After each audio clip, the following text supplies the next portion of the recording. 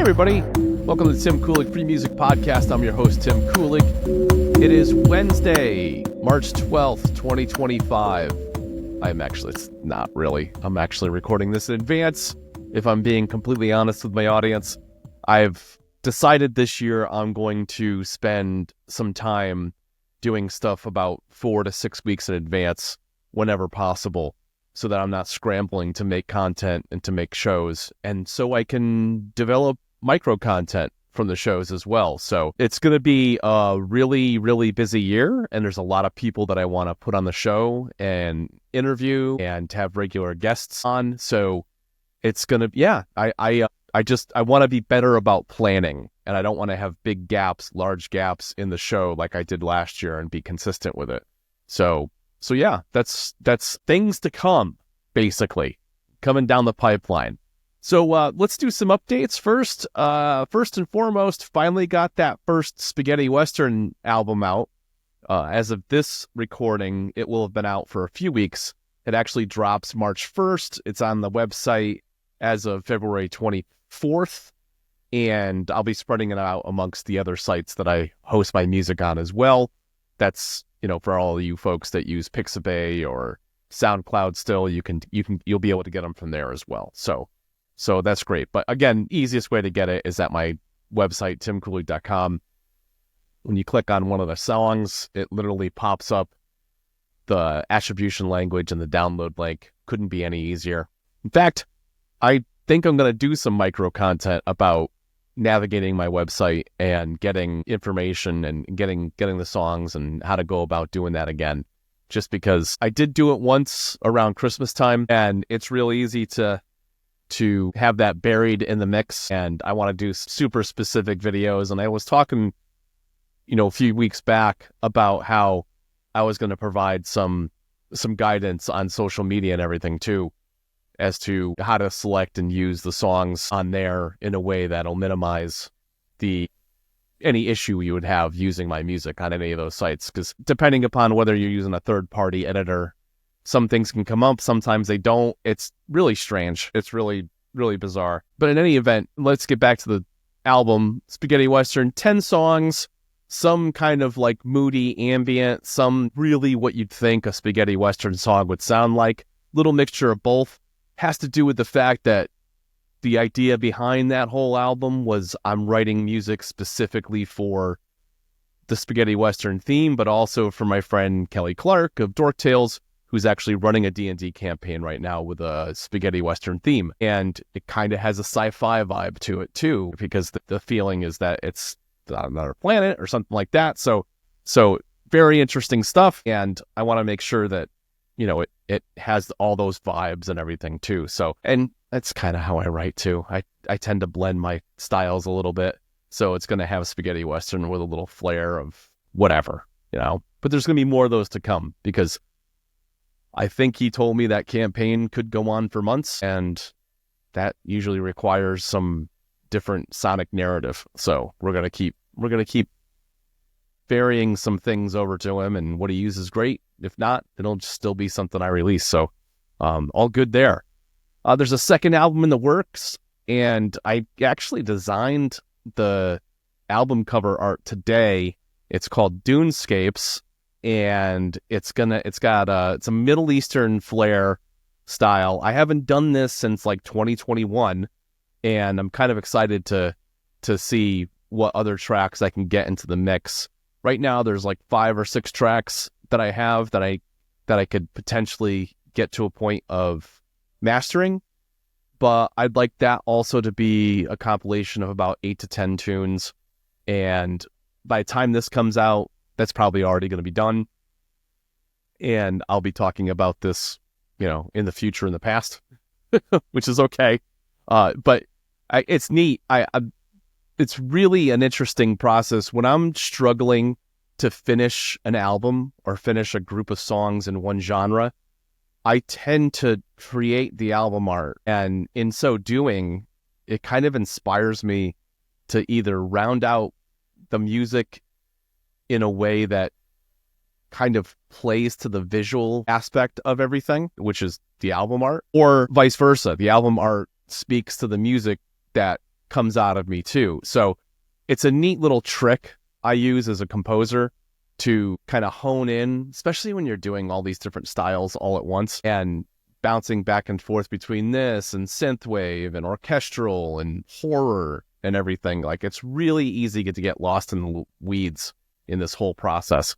So I find that tethering myself to something like as simple as an image is a pretty cool way to get myself to that next place and finalize and finish something. So all good. So that's by the time this comes out, I'll probably already run all the socials on that and promoted that. So that'll be 20, probably 20 in the tank for the year. I'm also going to do best of again this year, specifically on the tracks from 2025. I did release a lot of them. So, and there's some songs that I put out last year that really, really, really resonated and I really enjoyed too. So again, all those best of albums are going to be a combination of that. Ones that people really gravitated towards and used a lot. And then ones that I just felt personally that were a testament to this stage of my writing ability. Like I was like, yeah, I really kind of nailed a couple of those tunes and I'm very excited about that. So in addition to that, I've had at least 3 people, if not like a full 5, talk to me about synthwave. So I'm doing at least a double album of synthwave tunes, maybe even triple, which would be, just so you understand, I shoot for 8 on every album, every compilation. Sometimes it's a little more. Sometimes I end up with an EP if I'm really not vibing on stuff. But this is probably going to be somewhere in the ballpark of like 16 to 20, if not more.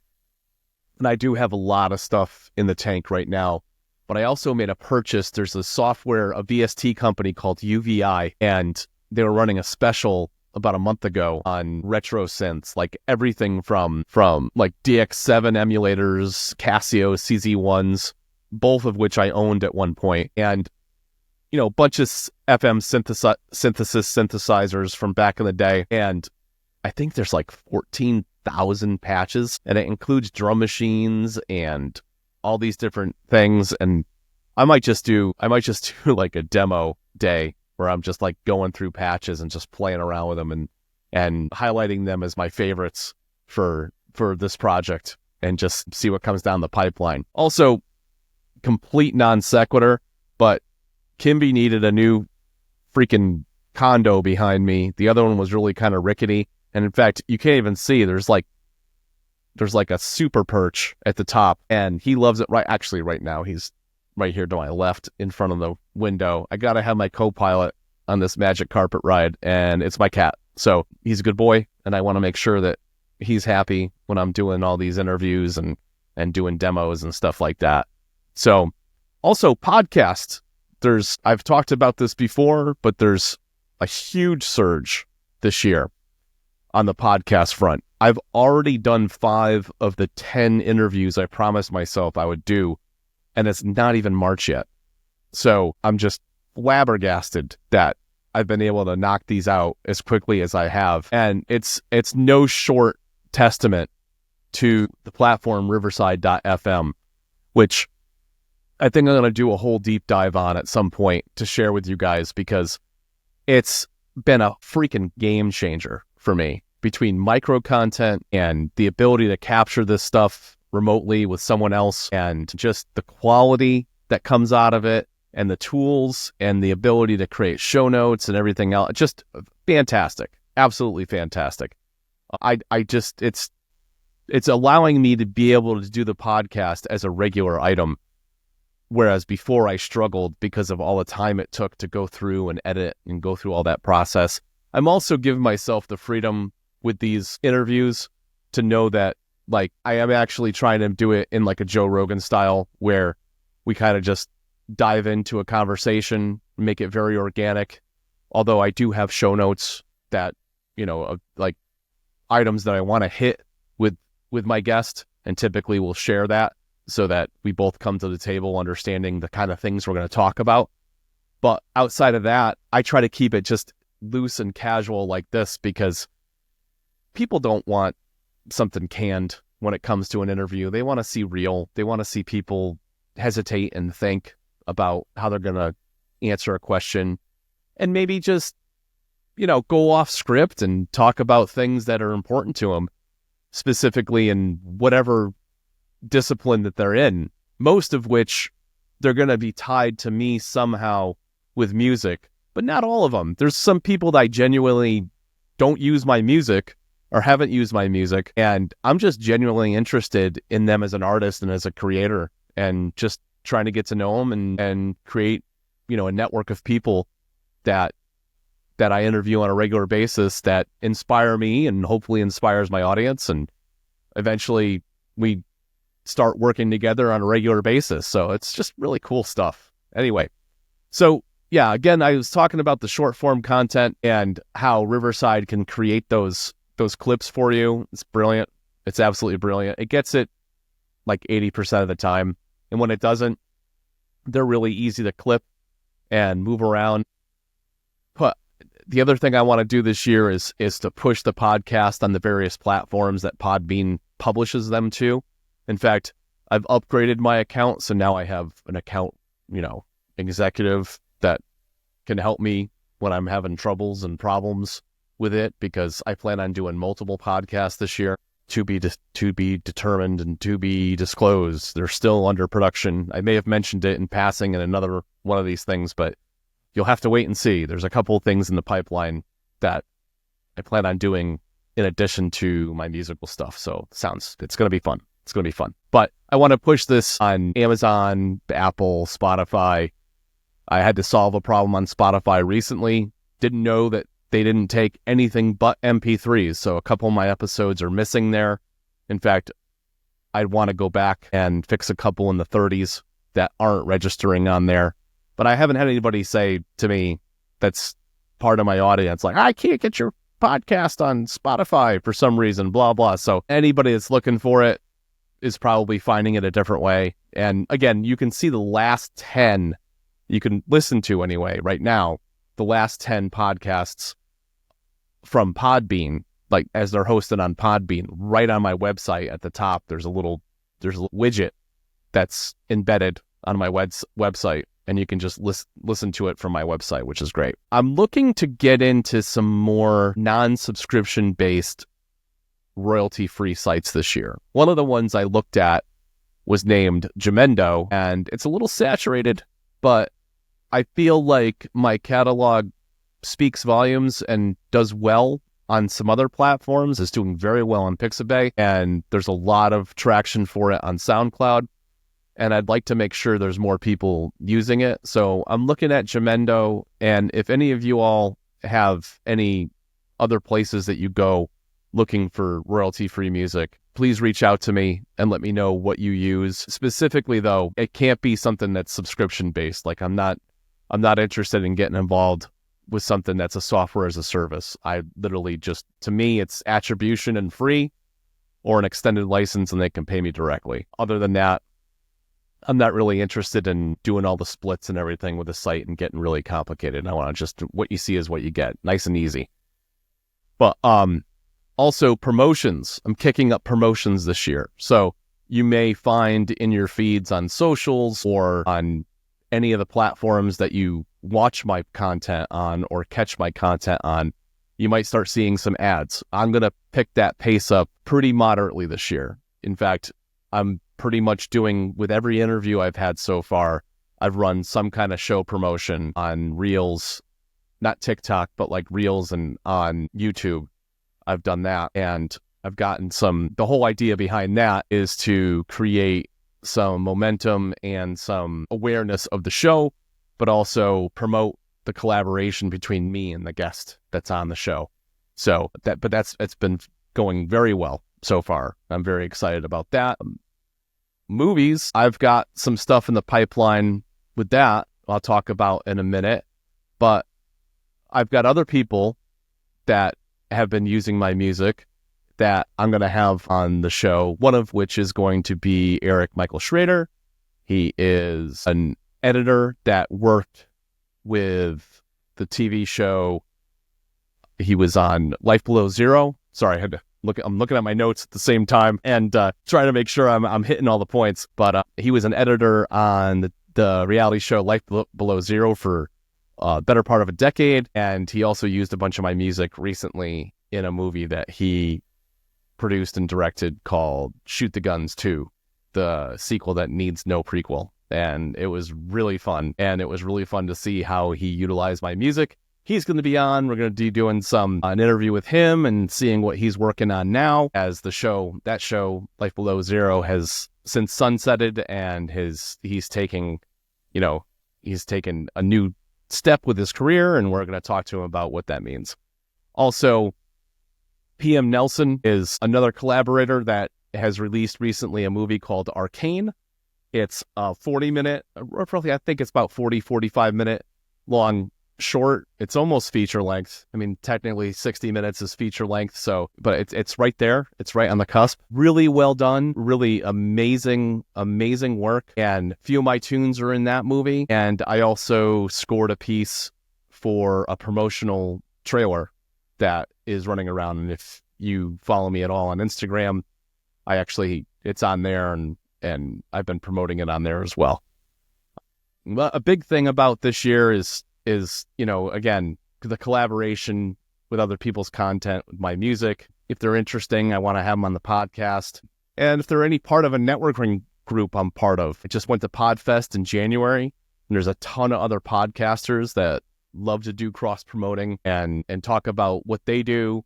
And I'd love to get their insight on where they get the music, what kind of music they're looking for. If they're satisfied with what they're using, great. If they're constantly looking for A, B, and C styles and there's nobody out there that's doing it, well, that's where I want to fit in. That's where I want to make the difference and offer the value to people. So, and then also talk to other fellow movie makers and composers. And if I haven't mentioned this before, I've actually been making movies in some capacity for like 25 years. And it's not something I push on my platforms. In fact, I got really serious about it about 10, 15 years ago. I do most of my projects with my best friend, Tom Seymour. But it's just the last several years have been amazing. We've been doing festival runs and just making the things that we want to make. And we're doing it in our own steam with our own budgets and in a way that's sustainable. We both have very busy lives. We have families and other obligations, work and everything outside of what we do artistically. And it's important that we continue to do this work with movies, with independent film, where we feel very strongly about it. And since physical media has kind of evaporated for the most part, and the next generations are just not going to understand or even care for that, we're trying to find a path for independent filmmakers in all capacities, whether they're telling a narrative or a documentary or anything there, like a reality, anything, just a path to get an audience where it's been basically eroded from the lack of physicality. You can't go out to a video store anymore and rent something, stuff like that. I'm thinking about getting a little more focused on behind the scenes this year too. I know I've mentioned it last year. I did a couple of demo videos on YouTube, but more and more I'm thinking that I probably want to do a regular bit on that, or even just do a live stream, something that's even more raw and unedited than some of these episodes, because I think people want to see what goes through your head. Like, how do you manage problems in real time? And I think that would offer some value. That would offer some insight as to the problem solving that happens as a composer. And I find it interesting. And I imagine some other composers or even some other creatives would find it interesting too. Specifically, when I dive into a new music style, I'd love to just be that open and raw about it. Like, I've never touched this in my life. And here today I'm going to show you how I make templates in 3 different styles, because I'm going to go in there and I'm going to audition a bunch of software instruments and decide which ones I'm going to use as my bass. And then from there, I'll just start laying down tracks and laying down ideas. And I may literally flub through something where I'm like, yep, not finished with that. I'm going to have to come back to that. I don't know how that's going to evolve. And I come back to something else, blah, blah, blah, that kind of thing. So again, new music styles, raw styles I know and do well. Those will be easier. Well, not easier, but you know what I mean? Like I kind of know the flow of that, and I know how to find my way with horror or with orchestral or electronic music. So we'll do some of that stuff. Again, I mentioned templating and testing out new software and patches. I mean, yeah, I could do an hour-long podcast on just auditioning a small fraction of that UVI catalog. I mean, it's literally 14,000 patches. And then you can modify any one of those with its FM synthesis. So it's like LFOs and envelopes and stuff. And if you don't know the technical jargon, it's just basically a way of twisting and turning the sound and the way the sound is made with sound waves and everything. And it's infinite. It's literally infinite what can be done. So very excited about that. I'm very excited about sharing that with you. And anything else you guys want to see. Again, have a call to action at the end of this. Basically, reach out and let me know stuff that you want to see. Tom Seymour is going to be a more regular guest this year, primarily for a number of reasons. One, he's my best friend and tend to do very similar things or work on multiple projects together. So it just makes sense that we're going to do updates. But also, there's some insight that he can offer when it comes to my music. And I also, in kind, offer some insight in the film space, even though I've never really, I don't really edit. I do now with my podcast, but I don't edit or direct. I produce, I actually produced several films last year and the year before in a co-executive or executive fashion and got involved with those. Also got some of my music involved with those. Some of those are still in post-production, so they're not available to watch yet. Some of them have been released. Again, you can get a list of everything that I've got going on my IMDb profile, and there's a link to that on my website. But might start some segments with another surprise guest. Can't talk about it yet because I'm not sure if it's a done deal yet. But it might be short-lived. It might just be a couple snippets, or it might be a regular thing. So I know I'm being dodgy here and scanty, but it promises to be interesting if it does go through. I'm hoping you'll be excited when it happens, if it happens. And then coming soon, before I even say that, Kelly Clark of Dork Tales will have just happened by the time this came out.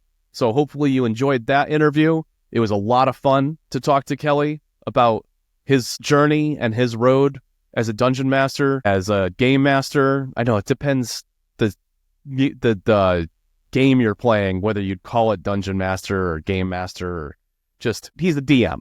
That's an easiest way to. I just use the 2-letter acronym because that just basically covers everything. But man, oh man, is he a good DM? He does so many shows at once and so many campaigns at once. I literally said to him, I think multiple times in the interview, I don't know how you keep your head straight, dude. I really don't. I don't know how you take the time. Like, first of all, the time. I mean, I know it's his main gig, but at the same time, I have a hard time playing a barbarian, which is, there's 4 or 5 moves a barbarian can do, and it's just don't die. Be tough, don't die, rage when necessary.